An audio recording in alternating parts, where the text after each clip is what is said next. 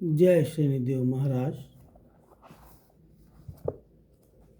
मानव शरीर क्या है, इसको जाने। यह 12 मंजिलों का घर जिस पे हम निवास करते हैं, कितना आश्चर्य है कि इसमें कौन कौन से अमोल भंडार छिपे हैं। इस अंधेरी गहरी गुफा में कितने असली और चमकीले रत्न, हीरे मोती भरे पड़े हैं। हमने कभी इस बातों पर ध्यान नहीं दिया, कभी सोचा ही नहीं। यह क्या आश्चर्य का विषय है। जिस घर में हम बरसों से रहते हैं, उसके अंदर झांकने में हमने कभी चेष्टा नहीं की। प्रतिदिन हम कुछ समय इस घर की बाहरी सफाई और संभाल में लगे रहते हैं। सच तो यह है कि हमसे ज़्यादातर लोग मिट्टी के इस नासवान घरौंदे को बाहरी सजावट में तो बहुत समय बिता देते हैं, परंतु कभी भी इस देखने के यत्न नहीं करते कि भीतर कौन सी अद्भुत निधियाँ छिपी हुई है। इस प्रकार हम यह नहीं समझ पाते कि असली अनमोल हीरो का खान स्वामी हम हैं। ऋषि मनु के अनुसार, साधु संतों के अनुसार, शरीर केवल हाड़ मांस का पुतला नहीं है। इसमें सुंदर बाग बगीचे और इसका मालिक स्वयं परमेश्वर है। इसके अंदर है। इस शरीर में हीरे पन्ने लाल जवाहरात भरे पड़े हुए हैं और इसकी पारखी भी इसी में है। सातों समंदर, लाखों तारे तथा इसको बनाने वाले भी इसके अंदर है। कितना घोर अंधेरा है कि हमारा मालिक हमारे अंदर है और हम उसे देखते ही नहीं। ऋषि मुनि ने इस शरीर को नर नारायणी देह कहा है, अर्थात ऐसा शरीर जिसमें नर और नारायण दोनों वास करते हैं। संतों के अनुसार यह हरि मंदिर अथवा प्रभु का निवास स्थान है। हजरत ईसा ने भी इसे परमात्मा का जीता जागता मंदिर कहा है। आपका यह भी कहना है कि परमात्मा का साम्राज्य तुम्हारे अंदर है। मुसलमान संतों का यही मत है, बुल्ले शाह भी यही कहते हैं। वास्तव में हम सब महात्मा जिन्होंने भौतिक जगत और आत्मा के बारे में छानबीन की है, इस नतीजे पर पहुँचे हैं कि हमारे शरीर में ही सब कुछ है। हमारे अंदर का दृश्यम संसार और दृश्य जगत दोनों ही हैं। सब महात्माओं का यही मत है कि प्रभु प्राप्ति केवल मनुष्य शरीर में ही हो सकती है। जो व्यक्ति अदृश्य सूक्ष्म और आध्यात्मिक मंडलों की यात्रा करना चाहता है, उसे अपने शरीर के अंदर उसकी खोज करनी चाहिए। उस महान कलाकार प्रभु की असली कौशल अंदर में ही देखे और समझा जा सकता है।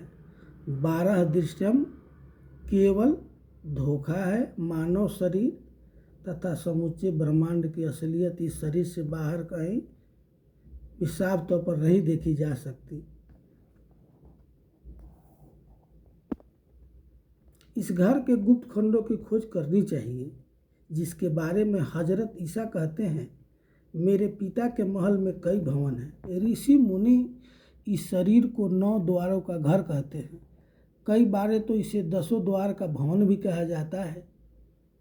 इनमें 9 द्वार बाहर की ओर खुलते हैं, जिसके रास्ते हमारी शक्तियाँ बाहर व्यर्थ खर्च हो जाती है। 10वां दरवाज़ा अंदर प्रभु के महल के रास्ते में खुलती है। जो 9 द्वारा हमारे शरीर, 2 आँखों, 2 कान, 2 नाक, 2 छेद,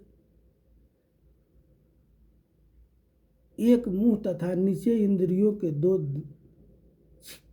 छिद्र है। 10वां दरवाजा दोनों आँखों के बीच भूमध्य में है, जिसे तीसरा तिल शिव नेत्र अथवा तीसरी आँख कहा जाता है। मुसलमान संतों ने इसे नुक्ताए सुबैदा कहा है। इस घर के आंतरिक ढांचे के जांच करने से पता चलता है कि इसकी 12 मंजिलें हैं। इसे 2 भागों में बांटा जा सकता है। आँखों के नीचे के भाग को पिंड कहते हैं। इसमें 6 चक्र और 1 भाग आँखों तक होती है। आँखों के ऊपर भाग को, जिसमें खंड, ब्रह्मांड तथा ऊपर के अनुमंडल है। योगी सबसे नीचे क्रम में शरीर में प्रवेश करते हैं, जिसे मूलाधार कहते हैं। तीसरे तिल तक पहुंचकर उसे को अंतिम सर्वोत्तम मंडल समझते हैं और वहीं रुक जाते हैं। संत जन तीसरे तिल से यात्रा आरंभ करने की शिक्षा देते हैं, क्योंकि जगत अवस्था में यही मान और आत्मा का केंद्र है।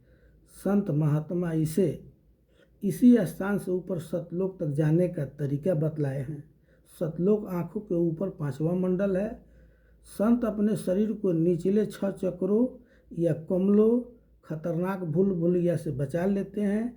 पिंड के चक्र इस प्रकार हैं। प्रथम चक्र मूलाधार चक्र कहा जाता है। दूसरा चक्र स्वादिष्ठान अथवा इंद्रिय चक्र है। तीसरा चक्र मणिपुर चक्र नाभि में है। चौथा चक्र हृदय चक्र।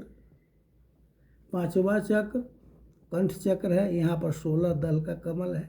छठा चक्र दोनों आँखों के बीच 2 दल का कमल है। इसे शिव नेत्र तीसरा तिल अथवा तीसरी आँख कहा जाता है। जागृत अवस्था में यह मन और आत्मा का केंद्र है। हमारी आत्मा की धाराएं इसी बिंदु से नीचे उतरकर हमारे शरीर में रोम रोम में फैल गई है। 6 चक्रों का साधना आत्मा को भी यहीं पर ला सकता है। प्राणायाम हमें इस अवस्था से ऊपर नहीं ले जा सकता, क्योंकि प्राण जिसका प्राणायाम आत्मा के ऊपर उठने के साधक के रूप में प्रयोग किया जाता है, यहीं पहुंचकर दिनानाथ में समा जाता है।